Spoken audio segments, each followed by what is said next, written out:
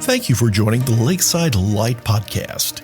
It's light to help you see your way, and a light version of our full televised Sunday services, which you can find on our website at lakesidechurch.org. This audio podcast is a weekly sermon message of intellectual, spiritual, and sometimes humorous nourishment for the road. Enjoy.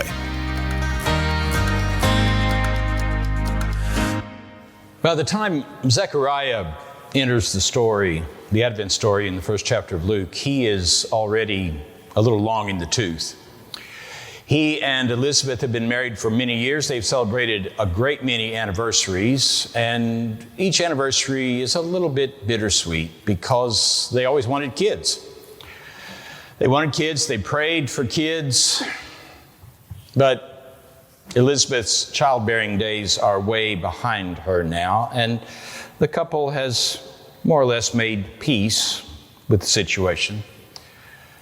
But then, one day, an angel appears. Zechariah is in the inner part of the temple, an area reserved for priests, when the angel Gabriel appears to him. And Gabriel says, I have good news. You're going to be a daddy. This is a sure thing. You can go ahead and order the birth announcements for little Johnny. Congratulations. To which Zechariah replies, oh yeah? How about some proof? You see what's going on here, and it's really kind of interesting to me. Zechariah is a pious man. He believes in God. He's a religious professional. He's been praying for years for a baby, but he doesn't really expect an answer anymore. He's not expecting God to actually show up, actually get involved in his family life, actually do stuff in the real world. God is for worshiping in the temple. We don't expect to find him messing around in our lives, which makes Zechariah a pretty good stand-in for all of us decent religious folks who come to church and follow the rules and try to live decent lives, be decent people, and we cultivate a nice, safe Christianity, and we generally avoid the unsettling conviction that God is still creating the world and still creating us, and the risen Lord is on the loose. The tomb could not hold him. The guards could not hold him. Not even the church can keep him in his place. He is out there wandering around. And angels might pop up anytime, anywhere. Now, all that's a little scary. Notice the first thing the angel says to Zechariah is, don't be afraid. That's always the first thing the angel says. Because when God shows up, it's not what we were planning that day. It's scary. So we put on blinders and we pretend that God is up there and we're down here, and very rarely the twain shall meet. We're not looking for God to show up, and so we keep missing God's visits and ignoring God's nudges and overlooking God's messengers. Now, part of the reason we miss so much of God's presence is really that we're not looking for it. We don't expect it. But the other part is that we are so chronically, constantly, continually distracted.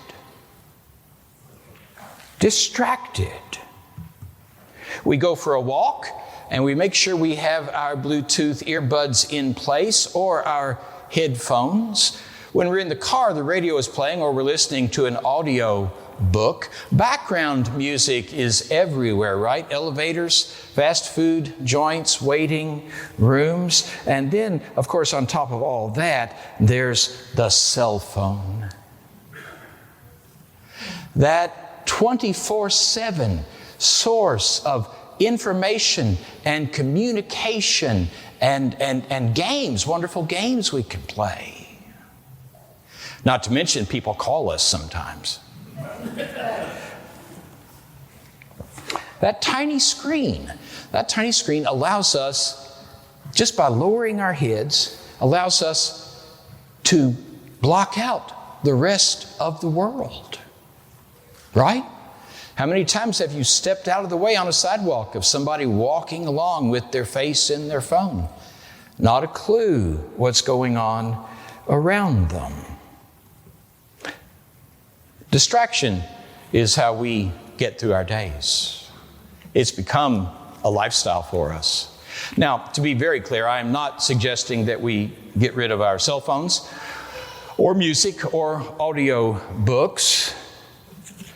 But I am just pointing out that we modern folks live lives in which there is very little silence and very little stillness. In fact, it takes a disciplined effort to build times of stillness and silence into our days, time when we do nothing, accomplish nothing, produce nothing. We just sit quietly by ourselves. If we do it often enough, we realize we're not by ourselves at all, and that's the point, right? Why bother with silence? Because silence allows us to notice God, God's nearness, God's activities, God's voice, sitting still, taking a break from hurrying and multitasking and checking items off of today's to-do list. Sitting still might just open our eyes to one of God's angels. Now, a quick word about angels in the Bible.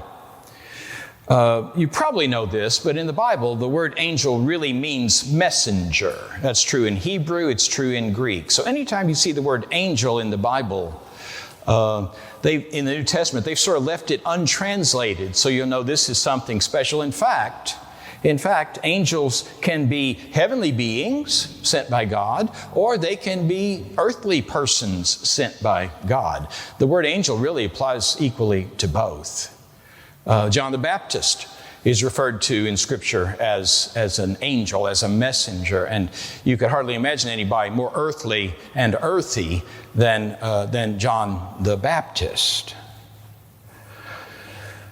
In these weeks of Advent, we're going to be looking at the heavenly angels who show up in the story, but I encourage us, let's not rule out the other angels, the earthly angels that God sends to us. What I say now, I say in all seriousness, I bump into flesh and blood angels all the time.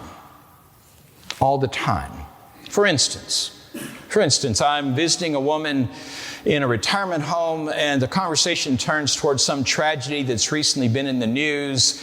And in my best pastoral solemn voice, I hate that voice, in my best pastoral solemn voice, I say, terrible things happen in this world. And she looks surprised, and she says, well, yeah, Mike, but wonderful things happen in the world too. And that was just the rebuke that I needed. That was just the word from God that I needed to get my head straight again. And I don't think she knew that she was an angel to me as we sat in her room in a retirement home. But I knew. I knew who was talking to me through her. Or I go to a Presbyterian meeting. This is some years ago. I don't go anymore. I retired from Presbytery. But I'll go to a Presbyterian meeting, and an old friend comes up, grabs me by the arm, and says, I've got a story I need to tell you. And she said, let's go outside. We go outside, and she tells me the story. Now, the story she tells is an event that happened a good 10 years earlier. And why she felt this sudden need to share with me is a little weird. But she tells me the story, and we get through and we go back into the Presbyterian meeting, and she goes in knowing that she's told me a good story. But I go in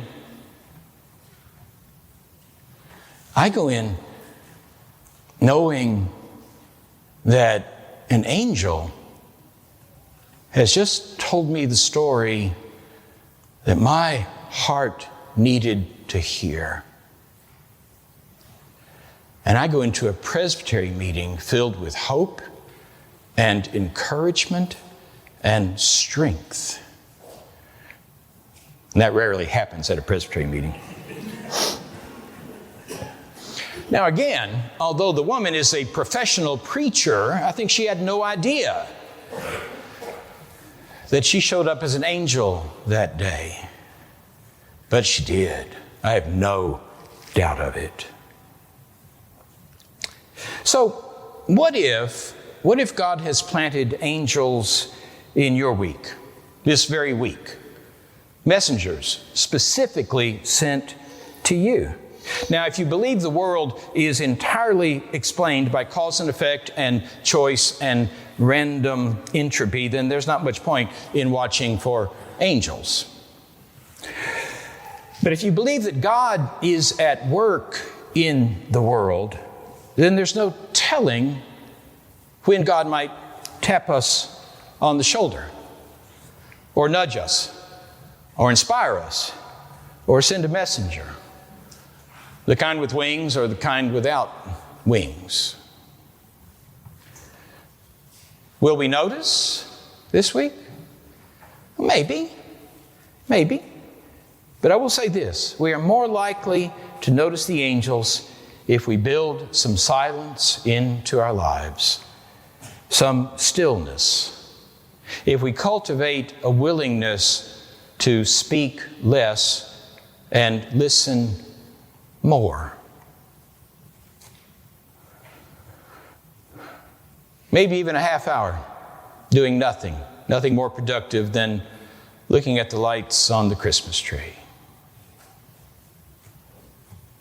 You see, when Zechariah is skeptical of Gabriel's message, the angel takes away his voice for 9 months. And for years I read that as a punishment. That's what you get if you don't have faith. But I've really changed my mind about that. I don't think it was a rebuke. I think it was a gift. I think the angel has given a gift to a priest who is no longer expecting God to show up. 9 months of not talking, 9 months of not asking questions or answering questions or explaining things or making chit-chat. 9 months of quietness in which to learn how, once again, to recognize angels when they show up.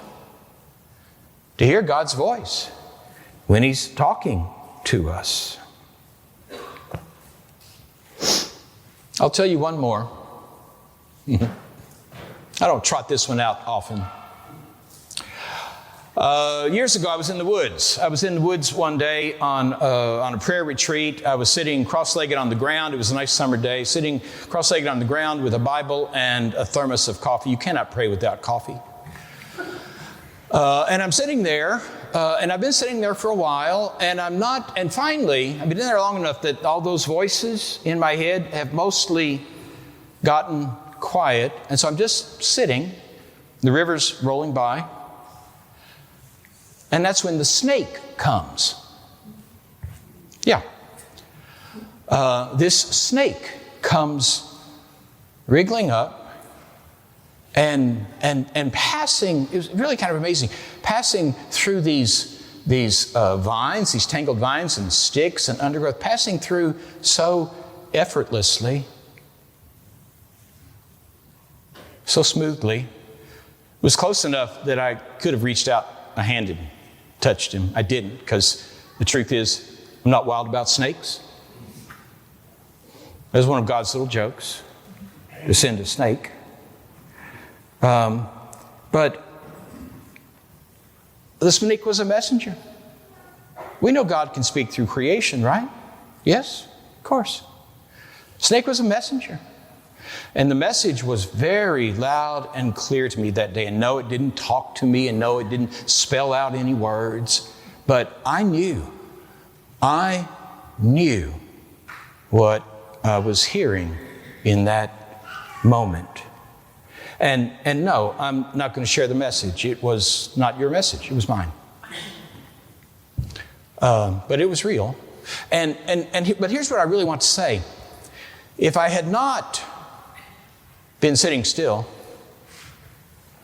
if I had not been quiet,